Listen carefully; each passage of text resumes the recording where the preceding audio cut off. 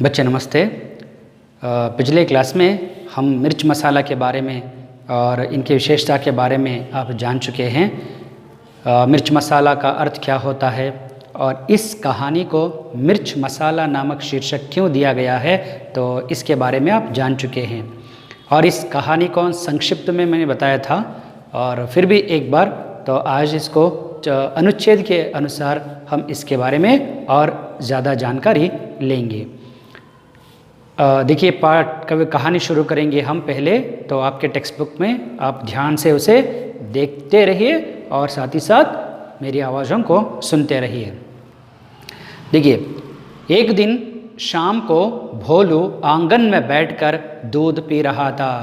एक आम आदमी भोलू तो उसके घर के सामने जो आंगन है, जो घर के जो सामने का जो प्रदेश है वो आंगन, तो वहाँ पर बैठकर दूध पी रहा था।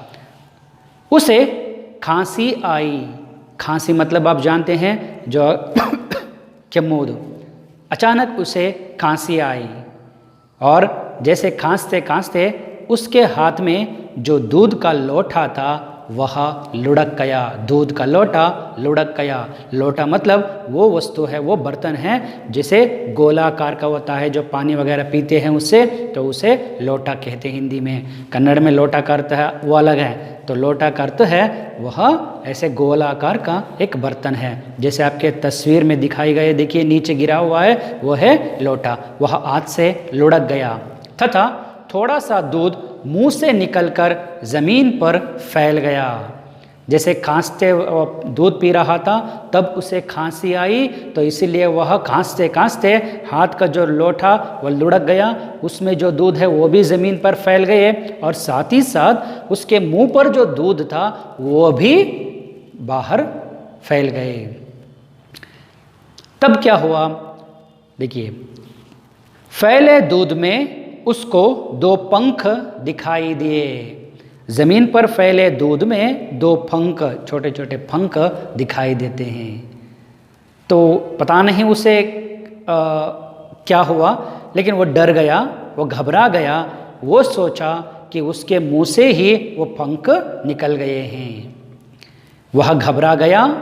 अपनी पत्नी हीरा को बुलाकर कहा, देखो, तुम किसी से नहीं कहोगी तो मैं तुमसे एक बात बताऊं? कसम से नहीं कहूंगी, किसी से भी नहीं कहूंगी, पत्नी बोली। भोलू ने दूध में पंख की बात बता दी। तो वह घबरा गया और उस पंख को देखकर घबरा गया और अपनी पत्नी को बुलाया और पत्नी से कहा, मैं तुम्हें एक बात बताऊं, लेकिन तुम किसी से नहीं कहोगी तो मैं तुम्हें एक बात बताऊं। तो पत्नी कहती है, कसम से मैं किसी से नहीं, कसम से मैं किसी से नहीं कहूँगी, बताओ क्या बात है। तब भोलू ने उस पर विश्वास रखा और विश्वास रखते हुए तो वह पंख की बात बता दी। क्या हुआ? जैसे मैंने दूध पी रहा था, जैसे मुंह से दूध निकल गए और फैल गए, वहाँ पर जो पंख है। तो पत्नी को भी बहुत आश्चर्य होता है और वह इस राज की बात को वह अंदर ज़्यादा समय तक वह रख नहीं पाती है। देखिए अगले चंद में क्या कहेगा। हीरा इस बात को पचा न पाई, अंडरलाइन दैट, पचा न पाई।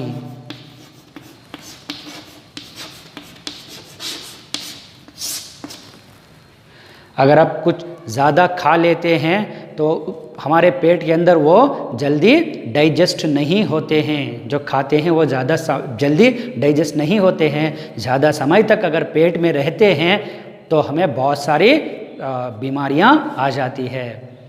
तो हमें ऐसा लगता है कि पेट जैसा फूल रहे हैं, तो वो नहीं हो रहा। इस तरह यहाँ पर भी ये जो उसके अंदर जो राज की बात चली गई है, उस राज की बात ज़्यादा समय तक उसके अंदर नहीं रह सकती है। वह किसी न किसी रूप में बाहर होनी चाहिए, आउटपुट बाहर होनी चाहिए, मतलब किसी से वो कहनी चाहिए।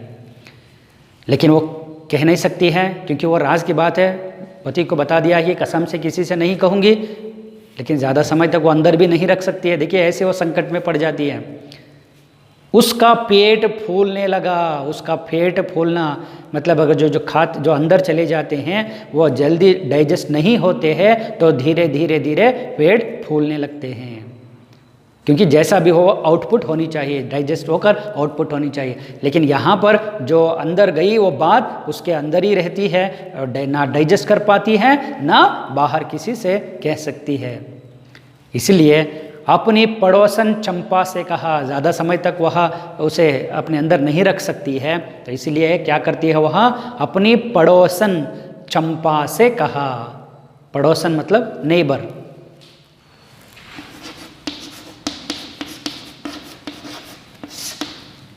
नेबर चंपा से कहती है। क्या कहती है चंपा से? देखिए, एक राज की बात बताऊं। एक राज बात है। जानती हो आज क्या हुआ? उनके मुंह से कबूतर के पंख निकले और बहुत सारे। मुझे चिंता हो रही है पर किसी से मत कहना।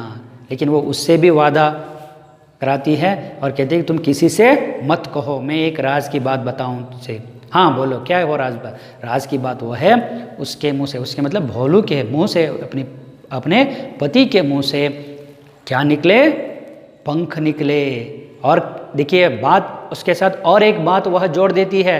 क्या है? सिर्फ पंख नहीं हैं, बहुत सारे पंख निकले हैं। देखिए मुंह से तो एक शब्द जोड़ कर कैसे चलते। मैंने कहा ना, मिर्च मसाला में बहुत सारे वहाँ पर मसाले लगाते हैं। सच की बात क्या है? जैसा दूध पर एक पंख था, बस वो सच की बात है। लेकिन उस बात को और मसाला लगाते हुए वे लोग आगे लेकर चलते हैं। और चंपा से भी कहते हैं तुम किसी से मत कहोगे ना? हाँ वादा करो। हाँ वादा। इसके बाद वो बात कहती है, देखिए मुझे चिंता हो रही है पर किसी से मत कहना। अब मुझे बोलो की चिंता हो रही है, पता नहीं उसे क्या होगा, क्योंकि उसके मुंह से बहुत सारे पंख निकले हैं कि पता नहीं क्या होगा। तो इसलिए तुम ये बात किसी से मत कहना। और चंपा बोलती है हाँ ठीक है, मैं किसी से नहीं बताऊंगी। चंपा बोली तुम भी किसी से मत कहना।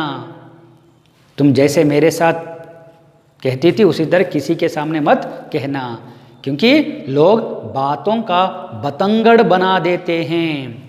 बातों का बतंगड़।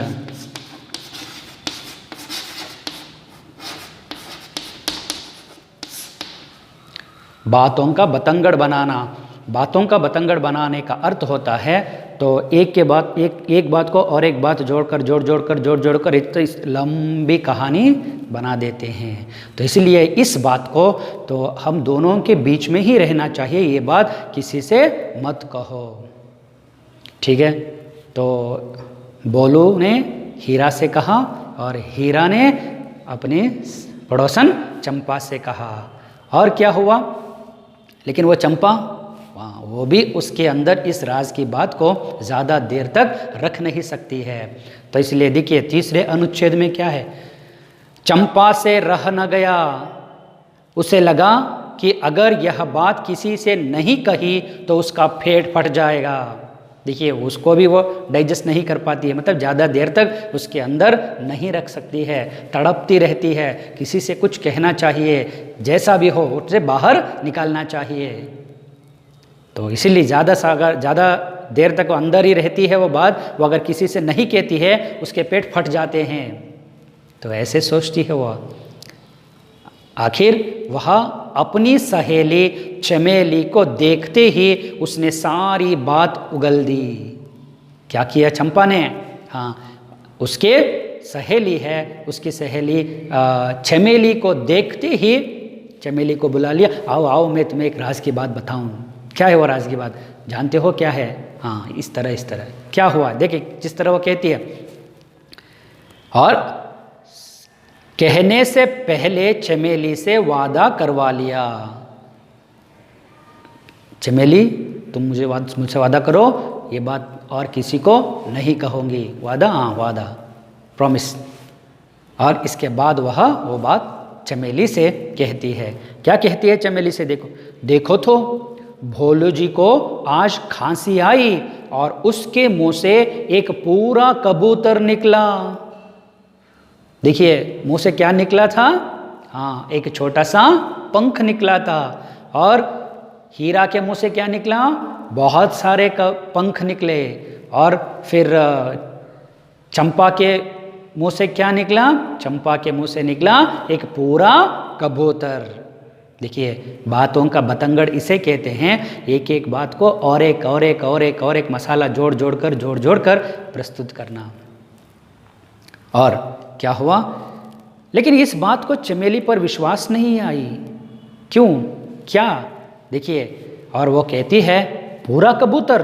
अरे पूरा कबूतर कैसे आ सकता? अगर हम कोई खाते हैं, कुछ खाते हैं, उसे हम छोटे छोटे टुकड़ों में उसे काट कर हम खाते हैं, लेकिन वो कह रहे हैं कि पूरा के पूरा कबूतर बाहर आ गए, तो इसका मतलब है वो भोलू वो सारा कबूतर उन्होंने निगल दिया होगा, तो इसीलिए वो सारा कबूतर बाहर आ गया है। अच्छा, ये बात तो सही, लेकिन वो पूरा कबूतर उसके अंदर गए कैसे? ये चमेली का प्रश्न है। देखिए, चमेली को विश्वास नहीं हुआ।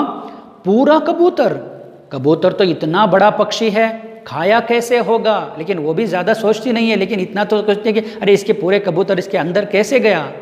हाँ, और देखिए क्या, भोलू से हीरा, हीरा से चंपा, चंपा से चमेली तक बात पहुंच गई है। लेकिन चमेली भी कम नहीं है, वो भी उस राज की बात को उसके अंदर नहीं रख सकती है, तो वो और किसी से कहती है। तो इस तरह सारे गांव में ये बात फैल जाती है कि भोलू के मुंह से क्या निकले? पंख नहीं, बहुत सारे पंख नहीं, पूरे कबूतर नहीं, बल्कि तरह तरह के पक्षी निकल रहे हैं और विविध आकार के पक्षी निकल रहे हैं, रंग बिरंगे पक्षी निकल रहे हैं। और बस इतना ही नहीं, देश विदेशों के पक्षी भी उसके मुंह से निकल रहे हैं। इन सारे पक्षियों के झुंड से पूरा आसमान भर गया है। देखिए, कुछ ही देर बाद किसी पड़ोसन ने सुना कि भोलू के मुंह से झुंड के झुंड, झुंड मतलब ग्रुप, झुंड के झुंड कबूतर, और सिर्फ कबूतर ही नहीं है, कौवे, गौरैये, मुर्गे आदि निकल रहे हैं उसके मुंह से। ये बात ऐसे ऐसे ऐसे ऐसे फैलते चले गई। गांव में यहाँ तक खबर फैल गई कि कई आकार तथा रंग के पक्षी, विदेशों के पक्षी भी भोलू के मुंह से निकल रहे हैं और इन पक्षियों से सारा आकाश भर गया है। देखिए, बात इस तरह फैलते फैलते फैलते चली गई। राई का पहाड़ बन गया। देखिए, राई का पहाड़ बन गया। राई मतलब एक छोटा सा कण है, बहुत छोटा सा कण है, और हम क्या करते हैं उसके साथ और कुछ जोड़कर इतना बड़ा पहाड़ बना देते हैं। बात इतनी छोटी बात थी और इस बात को हम और कुछ लगाकर बातों का बतंगड़ बना दिया। तो इसलिए कहते हैं तो राई का पहाड़ बना देना। इतनी सी छोटी बात को हम इतना बड़ा पहाड़ बना देते हैं। तो यही हुआ यहाँ पर। सिर्फ उनके गांव के लोग नहीं हैं, बाहर के गांव के लोग भी उसे देखने के लिए आने लगे। आश्चर्य हुआ लोगों को। हम ऐसे ही करते हैं ना, बिना सोचे समझे जो सुनते हैं उसे उस पर यकीन कर लेते हैं और तो उसे देखने के लिए भाग दौड़ करते रहते हैं बिना सोचे समझे।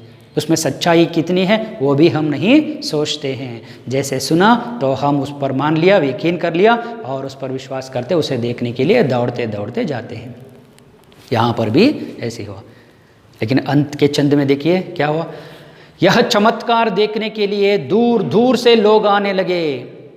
बेचारा भोलू भयभीत होकर किसी एक पेड़ पर छिप गया।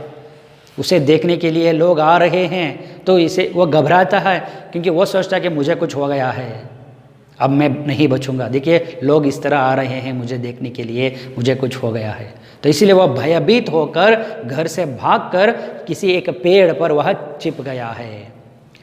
थोड़ी देर बाद सब लोगों ने उन्हें ढूंढ निकाला और उसके पास पहुंचते हैं। जिस पेड़ में वह छिप गया है उस पेड़ के नीचे सब लोग जाते हैं। जाकर भोलू को देखते हैं तो उसकी घबराहट देखकर लोगों को समझ आया।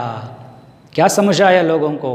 ये दाल में कुछ काला है, जो हमने सुना है वह सच नहीं है, तो कहीं ना कहीं तो गलत हुआ है। देखिए कि किसी भी रहस्य को बताने से पहले 10 बार सोचना चाहिए। वहाँ जितने लोग मौजूद थे सब लोगों को यह समझ में आया कि किसी राज की बात अगर किसी से अगर कहना है तो हमें 10 बार सोचना चाहिए।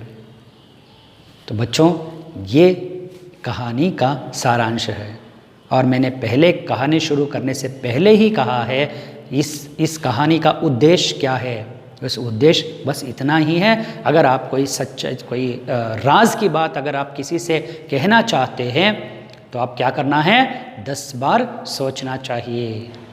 अगर आपको जिसके सामने जिसे आप ये बात कहने जा रहे हैं अगर उसमें आपको विश्वास है, वाकई वह आपकी सच्ची बात को या राज की बात को उसके अंदर ही वह रख सकता है, तब आप उसे कह सकते हैं, नहीं तो सबके सामने बेइज्जत होना पड़ता है। तो सोचिए और सोचकर इन गुणों को अपना लीजिए। ओके, ये इनकी इस कहानी को 2-3 बार पढ़िए। अगर कोई शब्दार्थ, देखिए पाठ के अंत में भी कुछ शब्दार्थ दिए गए हैं, उस शब्दार्थ को आप देखिए, कहानी को और 2-3 बार पढ़िए, समझ में आती है। अगर फिर भी कोई बात अगर समझ में ना आती है तो आप मुझसे पूछ सकते हैं। और रहे इनके प्रश्नोत्तर से संबंधित, और इनके जो प्रश्नोत्तर हैं उसे हम आपको सॉफ्ट कॉपी में भेज देंगे, उसे देखकर आप आपके नोटबुक में लिख सकते हैं। तब तक के लिए आप इतना तो करना चाहिए, इसमें जो ये प्रश्नोत्तर है, इन प्रश्नोत्तरों को भाषा अभ्यास को अपने वर्कबुक में, हिंदी वर्कबुक रखने के लिए मैंने कहा था, उस वर्कबुक में तो आप इनके प्रश्नोत्तर और व्याकरण के अंश है पाठ के बाद में जो है उसे एक बार लिख लीजिए। ये लिखकर आपके पास ही रखिए, बाद में जब आप कक्षा में आएंगे तब हम इसकी जांच करेंगे। ओके, तब तक के लिए धन्यवाद।